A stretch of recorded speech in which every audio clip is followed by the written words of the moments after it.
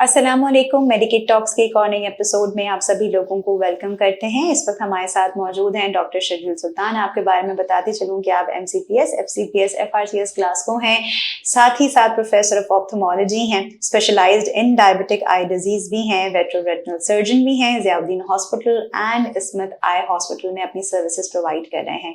आज डॉक्टर साहब से ना सिर्फ हम आंखों से मुतालिक एक ऐसे सिंड्रोम के बारे में गुफ्तगू करेंगे, बल्कि साथ ही साथ डॉक्टर साहब से थोड़ा सा उनके बारे में भी जानेंगे। करियर कैसा रहा, रैपिड फायर जैसे आप सबको पता है कि हमारे पॉडकास्ट का एक तरीका कार रहा है।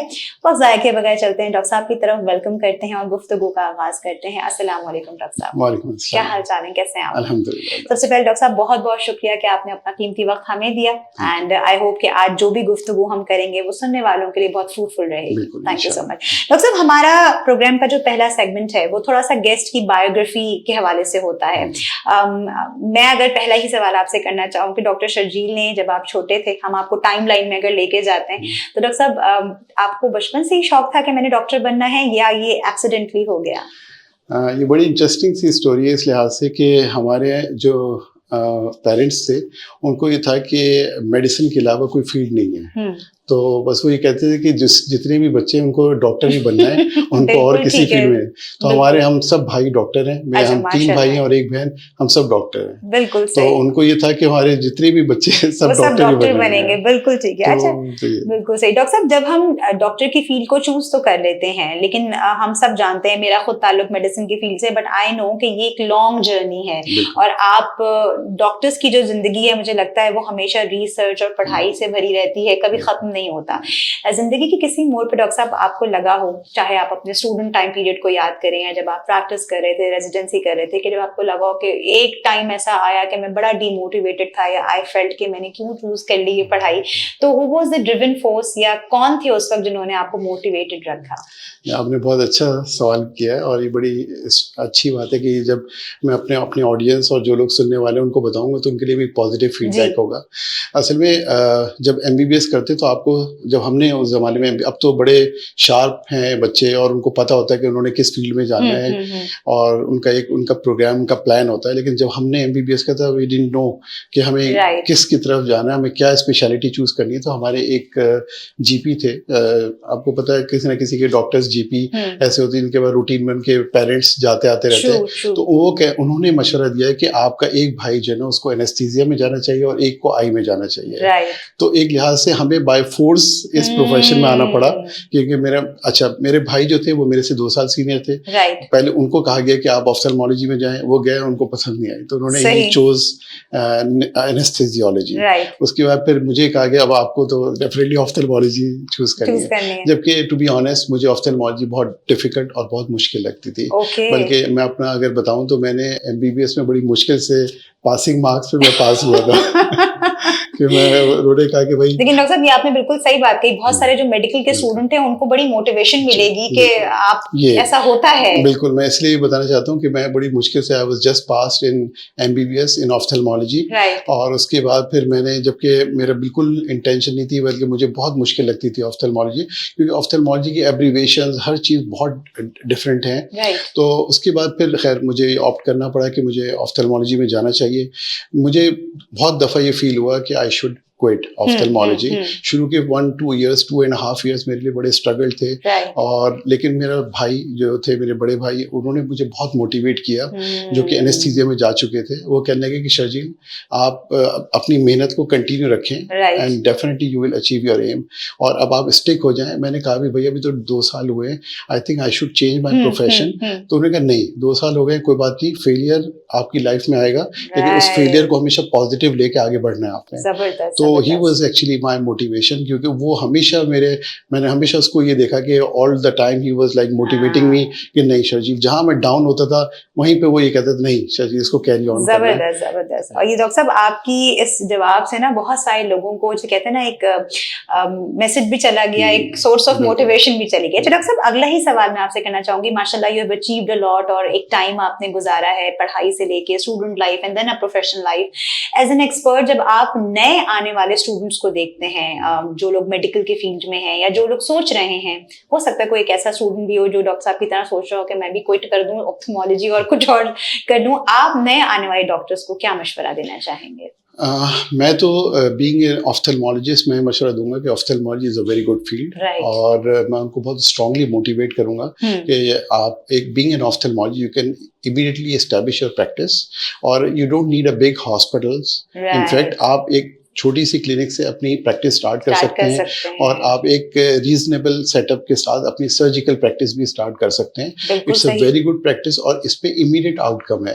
किसी को कैटरेक्ट है, कैटरेक्ट सर्जरी का पेशेंट को इमीडिएट आउटकम मिलता है. किसी की नज़र कमजोर है, आपने उसकी लैसिक सर्जरी, उसका चश्मा उतारने का प्रोसीजर किया, उसका इमीडिएट आउटकम है. तो ये एक ऐसी चीज़ है जो आपके लिए बड़ी फैसिनेटिंग होती है कि इमीडिएटली परफॉर्म किया सर्जरी और पेशेंट को इमीडिएट आउटकम मिल गया.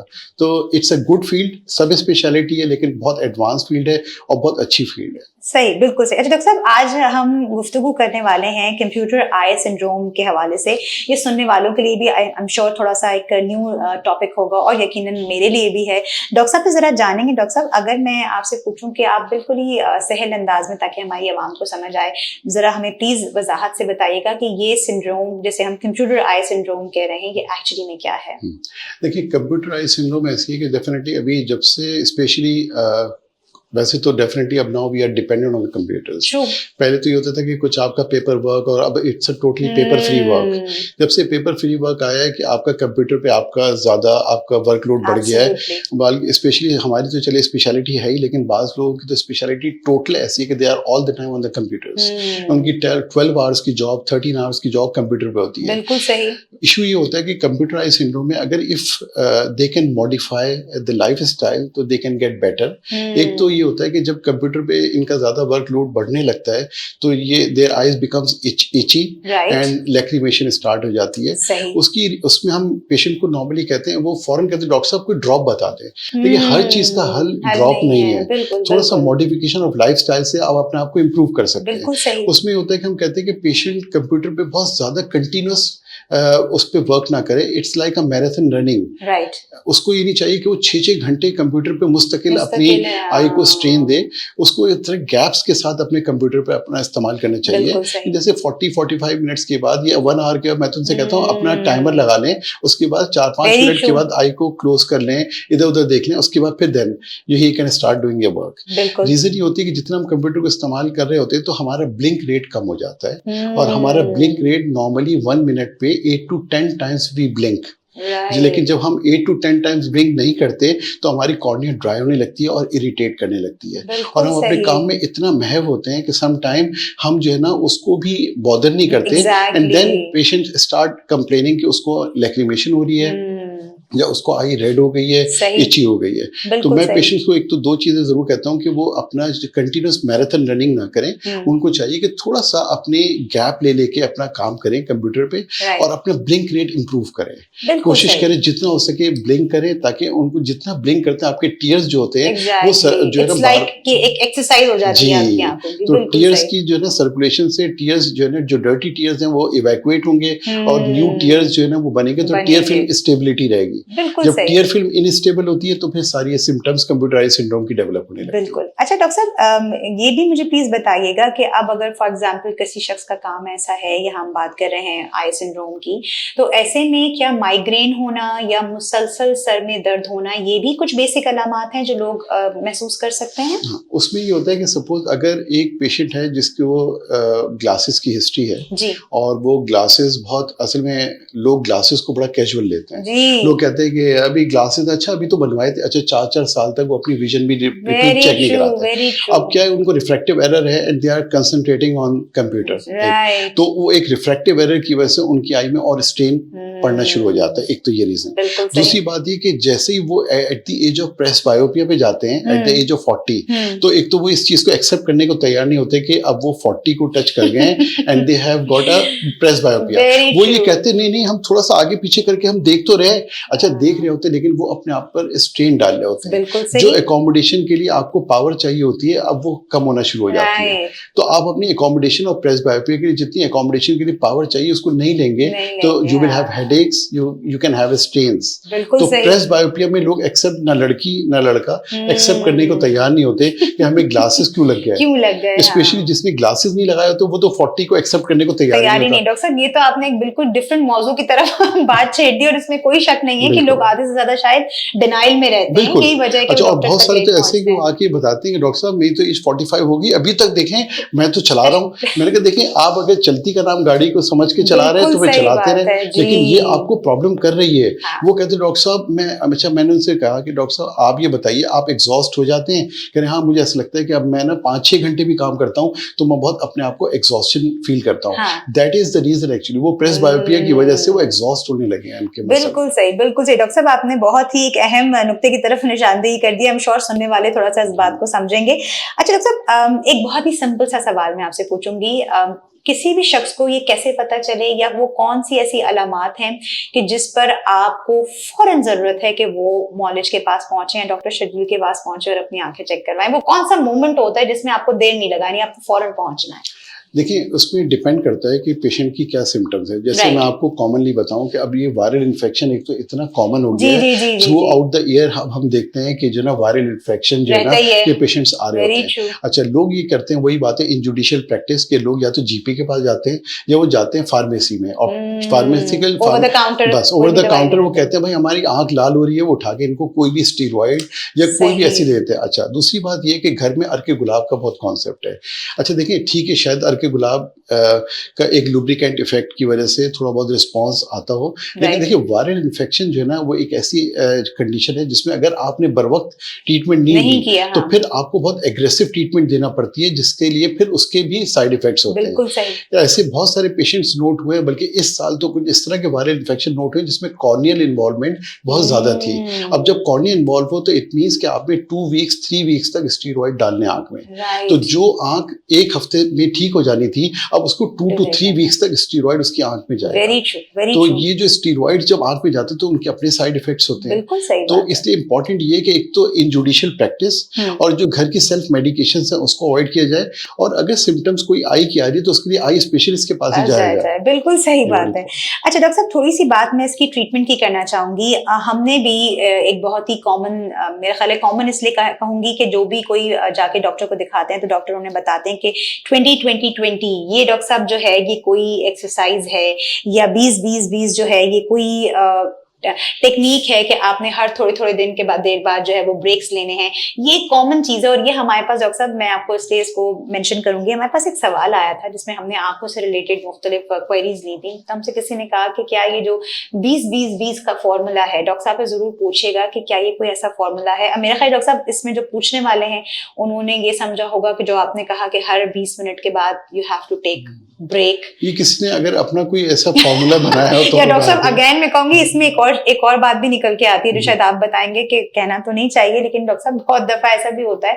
कि लोग अपने ही तौर से डॉक्टर बनकर आपको मशवरे भी दे रहे होते हैं, तो उसका एक हिडन रीजन ये भी है। सवाल पूछने का मकसद ये था डॉक्टर साहब कुछ ऐसा है या नहीं है? तो कोई ऐसी नहीं कोई टर्मिनोलॉजी निकली कि 20-20-20, हाँ 20/20 विजन होती है जो कि 6x6 विजन भी होती है। उसको अगर कोई कहता हो कि यार 20-20 क्या है तो ये 20/20 विजन या 6x6 विजन एक नॉर्मल विजन कंसीडर होती है, लेकिन 20-20-20 का कोई ऐसा फॉर्मूला नहीं है, कुछ ऐसा नहीं है। बिल्कुल ठीक है, जैसे ये बिल्कुल वैसे ही बात है डॉक्टर साहब, जैसे हम कहते हैं कि जब आंखों में मिर्चें हो या नजर में कुछ मसला हो रहा है तो आप गाजरें ज्यादा खाना शुरू कर दें, अर्के गुलाब लगाना शुरू कर दें, डॉक्टर साहब के पास ना जाएं। अच्छा डॉक्टर साहब, थोड़ा सा मैं पूछना चाहूंगी ट्रीटमेंट के हवाले से, कंप्यूटर आई सिंड्रोम के बारे में अगर हम बात करते हैं तो इसके एग्जैक्टली ट्रीटमेंट क्या है? एंड अगेन कहूंगी ऑफ कोर्स नौयत के हिसाब से डॉक्टर साहब क्या इसके लॉन्ग टर्म ट्रीटमेंट्स होते हैं या ये होता है कि पेशेंट एक बार आपके पास आया, मेडिकेशन कर दी, दोबारा उसको आने की जरूरत नहीं है? प्लीज ये भी बताइएगा। बहुत इंपॉर्टेंट ये है कि असल में हमें ये पता चलना चाहिए कि जो कंप्यूटर आई सिंड्रोम से उसकी आई में क्या प्रॉब्लम्स डेवलप हो रही है। क्या ये ऐसी चीज है जिसको पहले भी ऐसी एलर्जी का एलिमेंट था जो उसकी वजह से कंप्यूटर आई सिंड्रोम से उसकी एलर्जी एग्रावेट हो रही है, तो उसको फिर एंटी एलर्जी ट्रीटमेंट पे रखा जाए। अब दूसरी रीजन ये कि क्या उनको ड्राई आइज डेवलप हो रही है, ड्राइनेस हो रही है, तो अब कुछ लोग क्या करते हैं देखते हुए फौरन ना उनको लुब्रिकेंट्स एडवाइस कर देते हैं। इससे बेहतर तरीका ये कि उसका इवैल्यूएशन बहुत इंपॉर्टेंट है कि अगर कोई ड्राई आई सिंड्रोम का या अगर if you are in doubt कि उसको ड्राई आई हो सकती है तो आप उसको इवैल्यूएट करें कि क्या वजह, क्या वाकई उसको ड्राई आईज है। तो अब इतनी एनालाइजर स्टडीज आ गई है, ड्राई आई एनालाइजर स्टडीज, जो आपको ऑल द 5 लेयर्स पे आपको ये बता देती है कि वाकई उसको टीयर फिल्म इनसफिशिएंसी है या नहीं है, क्योंकि वजह का बड़ा कॉमन कॉन्सेप्ट है कि फौरन उठा के लुब्रिकेंट दे देना। exactly. तो रूट कॉज का पता होना चाहिए। अगर एलर्जी है तो एंटी एलर्जी दी जाए, अगर ड्राई आईज है तो ये भी पता चले कि ड्राई आईज किस वजह से, सपोज ड्राई आईज उसको ब्लेफराइटिस की वजह से, उसकी पलकों पे डेंड्रफ है, अब आप उसको लुब्रिकेंट दे रहे हैं और ट्रीट ब्लेफराइटिस को कर नहीं रहे। तो इम्पोर्टेंट थिंग इज कि rule out the cause, what is the cause why he is having computerised syndrome. तो इंटरलिंक है आपस में कंप्यूटराइज्ड सिंड्रोम अदर बीमारियों से। अच्छा डॉक्टर साहब, प्रोग्राम को कंक्लूड करूंगी और एक सवाल जो मुझे लगता है आज की इंतहाई जरूरी सवाल है, आज के टॉपिक के भी हवाले से, आज के दौर के हवाले से। डॉक्टर साहब, हर चीज डिजिटलाइज हो गई है, AI का दौर है, आगे आगे हम देख रहे हैं कि शायद अब डॉक्टर्स भी AI की मदद लेंगे, और हम देख भी रहे हैं वेस्ट में तो ये शुरू भी हो गया है। डॉक्टर साहब, अब हमें मालूम है कि हमें टेक्नोलॉजी का इस्तेमाल भी करना है, डिजिटल दुनिया से हम दूर भी नहीं रह सकते, और हमारी आंखें भी हमें बड़ी प्यारी हैं।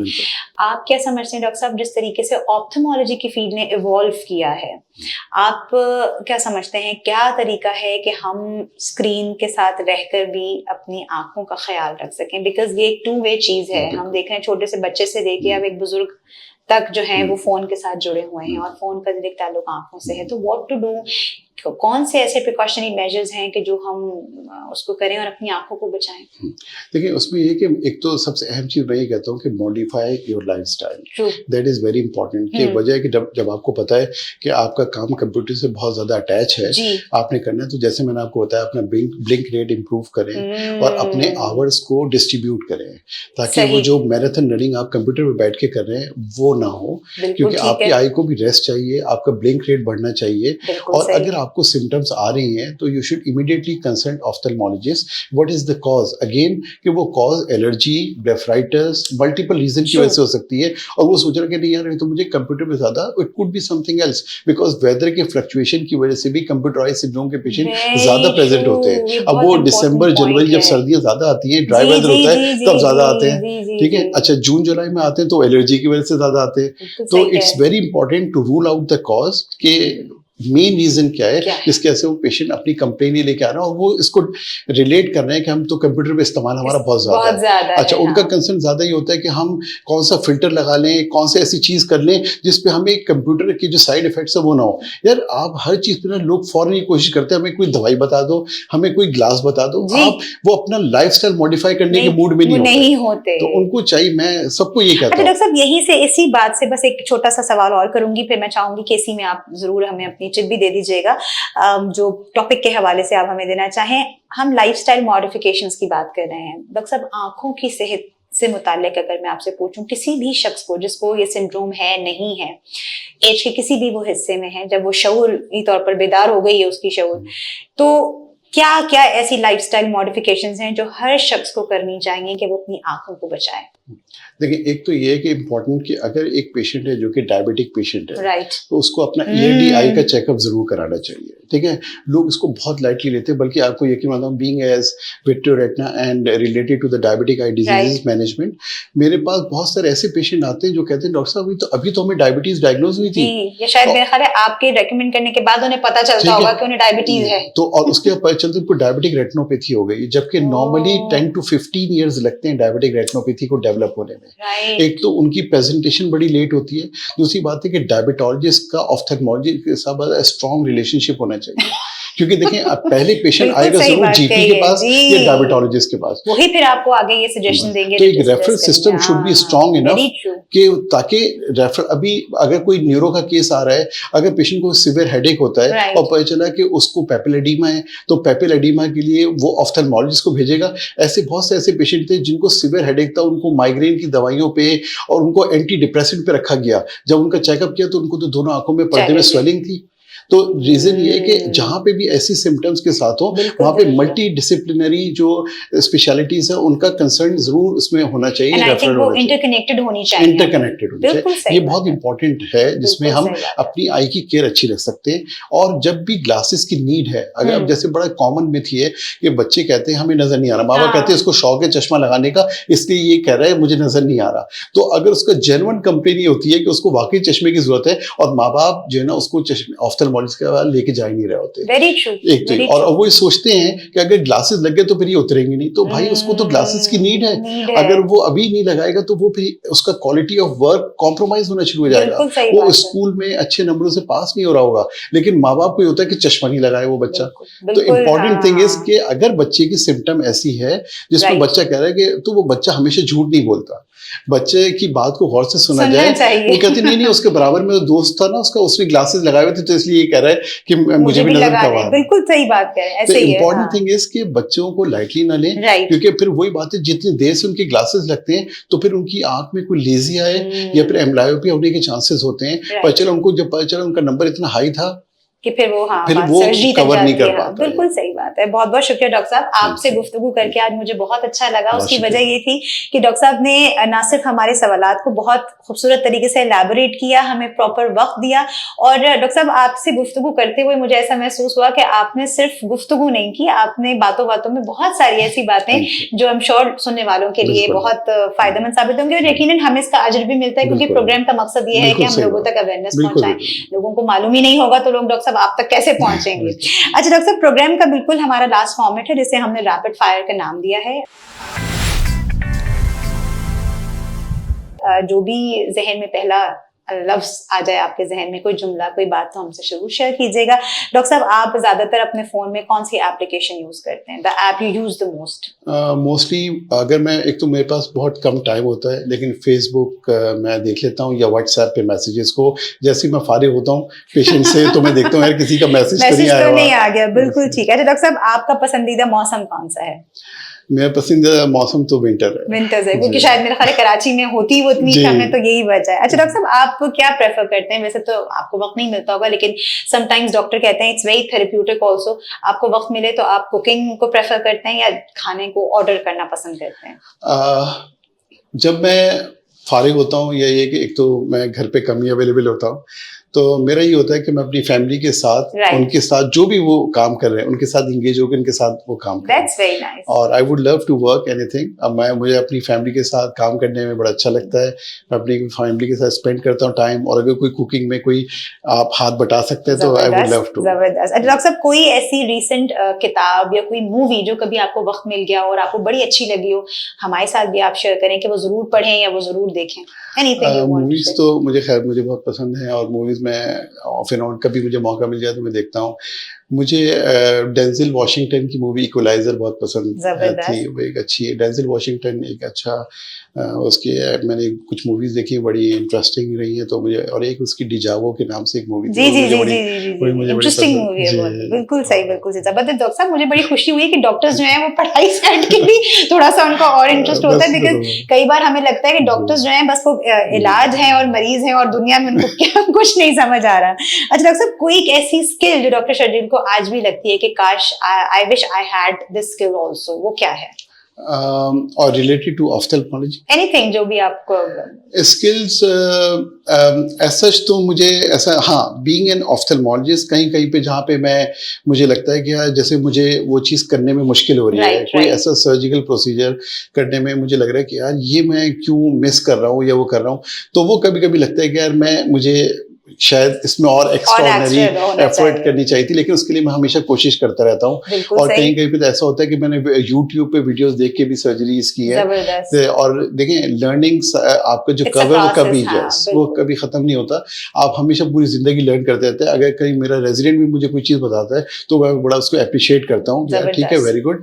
और वो कभी कभी मजाक भी करता है कि सर आपको ये नहीं पता था, तो मैं कहता हूँ आप इस वक्त ज्यादा पढ़ रहे हैं, बुक्स पढ़ रहे हैं, हमने तो अपने क्लिनिकल एक्सपीरियंस को ज्यादा उस पर वो करते हैं, तो आई वुड लव कि भाई अगर कोई मुझे किसी जूनियर से भी कुछ सीखने का मौका मिले तो। जबरदस्त। अच्छा डॉक्टर साहब, कोई एक ऐसी कॉमन मिथ जो अभी भी आपको लगता है लिविंग इन पाकिस्तान, जो आपको लगता है ऑप्थेल्मोलॉजी को लेके एक ऐसी कॉमन मिथ है जो आप हर तीसरे दिन सुन रहे होते हैं?